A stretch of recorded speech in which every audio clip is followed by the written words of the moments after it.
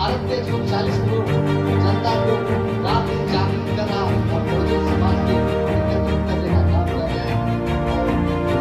तो बहुत सारे लोग जागृति भी कर रहे हैं।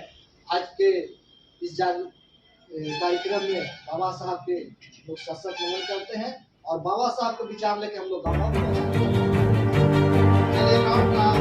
इससे भी जानना चाहेंगे।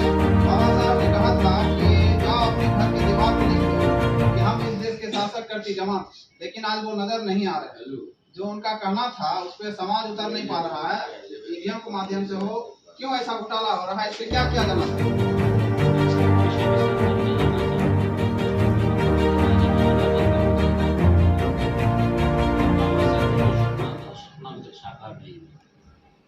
साकार करने में कोई अभी साथ से कोई राजनीतिक पार्टी दे नहीं और बाबा साहब का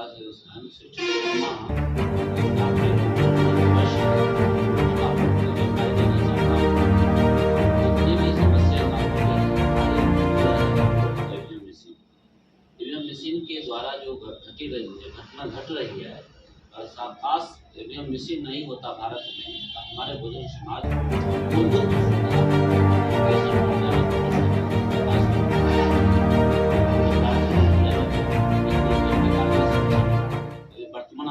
चुनाव जो हुई है 3 राज्यों में, 3 राज्यों का चुनाव परिणाम बताया जा रहा है कि कभी कब्र में ईवीएम मशीन मिलता है। इसका मतलब क्या है? किसी के बीजेपी के नेता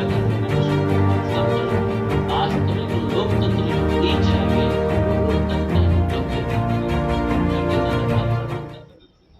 इसलिए बाबा साहब ने जो सपना देखा था, हमने जो संविधान निर्माण किया, स्वतंत्रता, बंधुता, न्याय, पदार्थ, राष्ट्र समाज का निर्माण करना है। जो 4 पिलर थे, ये सारे सिस्टम करने की उसमें सबसे अहम रोल किसी ने निभाया तो कांग्रेस ने निभाया। दूसरा रोल निभाने वाला है तो कम्युनिस्ट के लोगों ने क्या किया। तो कांग्रेस भी हार गई, लेकिन फिर भी कांग्रेस बोल ही नहीं रही। कारण क्या है?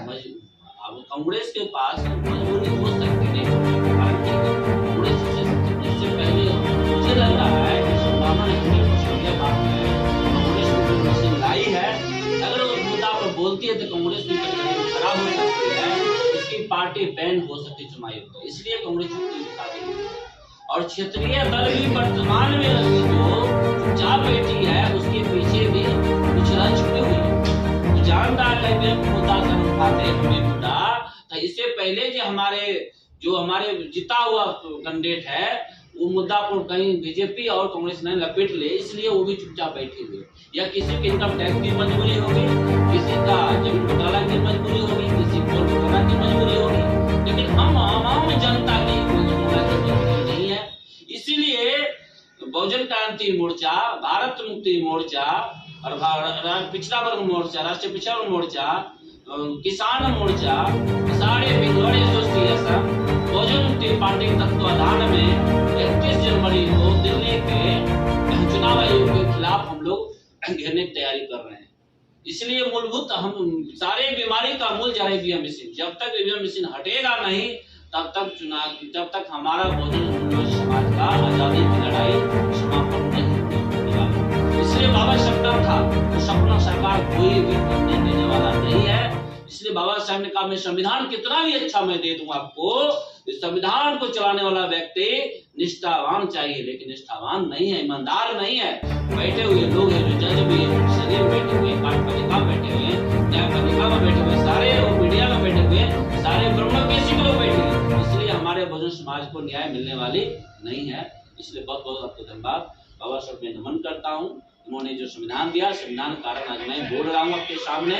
मौलिक अधिकार हमारा है, तो मौलिक अधिकार को आपके सामने बात करता हूँ। लेकिन जो मनुस्मृति जो था वर्तमान में जो मशीन अगर पूर्णतः 2024 में अगर ईवीएम से बीजेपी चुनाव जीतती है, मैं आज बोल रहा हूँ, सिर्फ मैं बोल रहा हूँ बल्कि पूरी भारत की आवाज को बंद कर दिया जाएगा। ऐसा अवस्था आने वाली है। इतनी बात जनता को जागरूक करना बहुत महत्वपूर्ण है। जितने भी नॉन पॉलिटिकल संगठन है भारत में, चाहे वो 78,913 संगठन है या पॉलिटिकल विंग है जो अनरजिस्टर्ड है, सारे संगठन के साथ बैठ कर निर्णय लेना चाहिए। इस लड़ाई में साथ सहयोग देना चाहिए, त्याग समर्पण चाहिए। बगैर त्याग समर्पण के होने वाला नहीं है।